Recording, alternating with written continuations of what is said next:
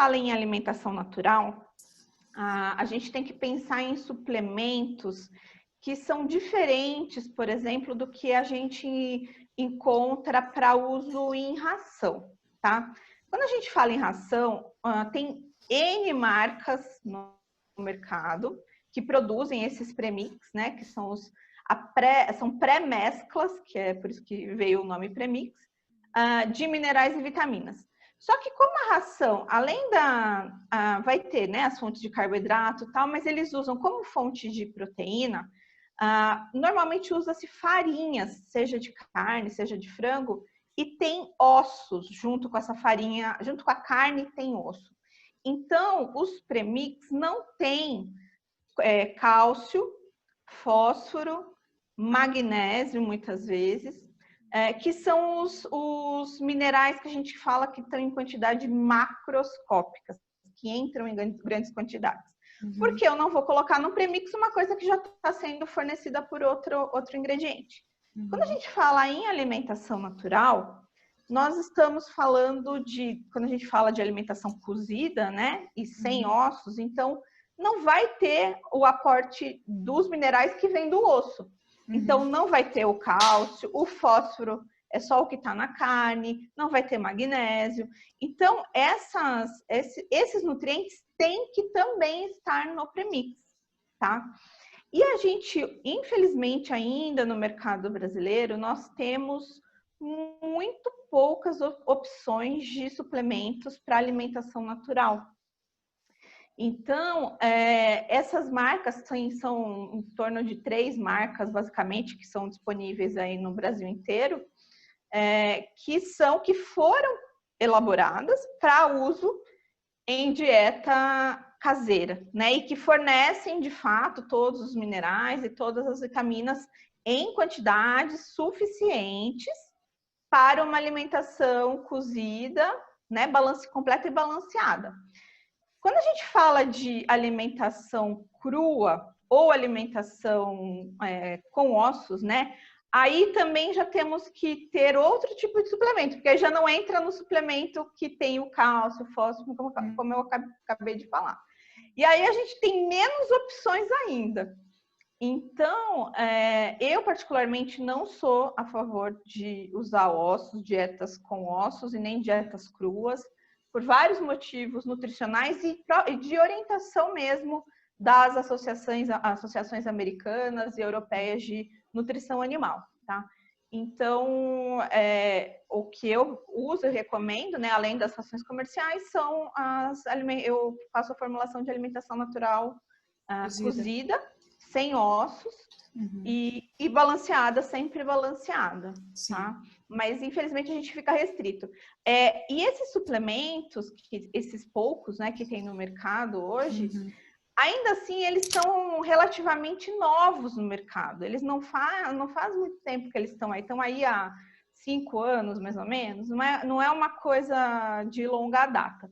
E até então, o que a gente tinha no mercado, que a gente continua tendo, na verdade, são alguns suplementos. Aí a gente pode, quase que toda marca que trabalha com medicação ou que tem outros tipos de nutracêuticos e coisas assim, tem uma fórmula, pelo menos uma fórmula que aparece lá. Se você for ler suplemento de minerais, vitaminas, às vezes tem até aminoácidos para cães e gatos.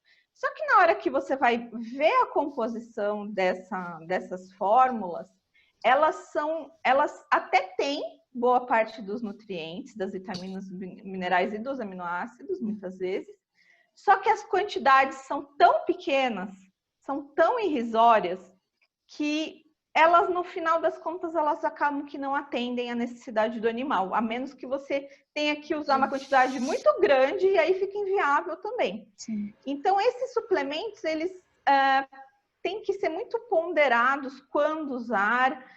Normalmente, eles têm que ser usados em associação com outros, para que o conjunto de vários suplementos atenda a necessidade do animal. Então, isso torna as coisas muito complexas também. Então, acaba sendo mais fácil usar já uma dessas marcas mais recentes que são completas e balanceadas mesmo. Eu noto assim que todos eles têm a mesma nomenclatura, independente, por exemplo, se ele é um suplemento específico para hepatopatia, por exemplo, né, para ajudar a indigestão, né, ou para, sei lá, para cães que estão com anemia, né. A gente sabe pelo contexto, pelo que consta, né, na composição, que é um suplemento para isso, só que a nomenclatura ela é generalizada. Eu acredito que seja por causa do Ministério da Agricultura. Eu não sei se eu estou certa, porque assim, tipo, é um geral, né? Todos eles são suplementos minerais vitamínicos, só que eles são focados numa parte, numa função, né? Eu acredito que seja em função essa nomenclatura em função do Ministério da Agricultura. Quando é suplemento, né, a nomenclatura é padronizada. O que acontece, por exemplo, é que, vamos supor, estou produzindo um suplemento para o fígado, por exemplo, tá? Que vai ter lá alguns minerais em maior quantidade, alguns antioxidantes, tal, que é para função hepática. Só que se eu falo, olha, é suplemento mineral vitamínico para doenças hepáticas, o Ministério já pede um outro tipo de registro. Então, você não pode ser clara, você vai ter que meio que fazer uma sugestão meio que subliminar de que isso ajudaria ao fígado. Então, às vezes, a empresa cria um nomezinho, assim, sabe? Faz alguma associação assim, ou então fala, olha, suplemento baixo fósforo. Eu não posso falar suplemento para doença renal. Porque se eu colocar doença renal, o Ministério já pede outro estudos registro. E tal. Estudo, exatamente. Então, essas nomenclaturas, elas são muito engessadas de fato pelo Ministério, pelo mapa. Isso, eu vejo isso como um agravante para o tutor escolher, né? Né? Se ele, tipo, digamos que ele vai procurar numa loja online, vou comprar um suplemento veterinário disso para usar, mas aquele é muito caro, eu vou procurar outro. Aí ele olha um outro lá e diz, é suplemento mineral vitamínico. Ele não vai saber identificar, né? Então acaba ficando bem, até perigoso isso, né? Mas, enfim, a gente fica nas mãos, né, de legislação. Não, então, e aí entra muito o papel realmente do veterinário e do nutrólogo, né?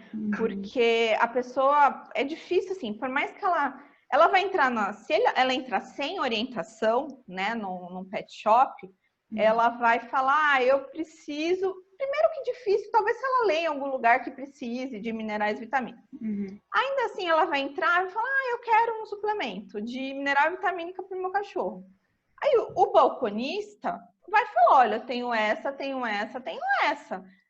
É normal que a pessoa pergunte, mas qual que é a diferença? Por que esse é mais barato? Na hora que você vai ler, se você não vê mesmo a quantidade dos nutrientes, quais nutrientes, uma análise técnica, a pessoa dificilmente vai fazer essa análise ali, vai falar, não, os dois têm mineral, os dois têm vitaminas, né? Pode ser que tenha aminoácidos, alguns nutracêuticos, mas esse aqui custa, sei lá, 20, esse custa 50. Bom, então eu levo o de 20. Então, essa orientação é muito importante que venha do veterinário, ou se for no caso do nutrólogo, que é a pessoa mais indicada, o profissional mais indicado, né, para fazer essa indicação. E o nutrólogo, né, tem que fazer a indicação do nome, da marca comercial. Porque senão acontece isso, da pessoa chegar no pet shop e ainda correr o risco de trocar, de usar, porque não entendeu que aquele suplemento que às vezes é o mais caro, ou mais caro do que os concorrentes, ele seja diferente. Então, a pessoa, se ela olhar só o preço, ela provavelmente não vai fazer a compra do premix correto, entendeu? Então, isso tem que ser explicado na consulta. Eu vejo isso muito, sabe, Aline? Eu dou muita atenção para isso nas minhas consultas. Qual a marca, né? Qual exatamente o nome, porque dentro da marca às vezes tem N suplementos também. Sim. Então, é o nome certinho, o fabricante e a quantidade, tá? Se, eu posso passar 2 sugestões para o tutor, vamos considerar lá, que tem um caso que eu posso, tem o A, o B e o C que podem ser usados, que nem eu falei, que são as 3 principais marcas. A quantidade do A não vai ser a mesma do suplemento B e não vai ser a suplemento C. Não é simplesmente falar, olha, pode comprar qualquer um desses 3 e você vai usar, sei lá, 10 gramas por dia. Não é assim. Então, isso realmente exige um conhecimento de nutrição, né? Que tanto o veterinário quanto o zootecnista devem fazer, mas tem que instruir muito bem o tutor, para que saia realmente do jeito que não caia na precisa. tentação de comprar mais barato. Exatamente, exatamente.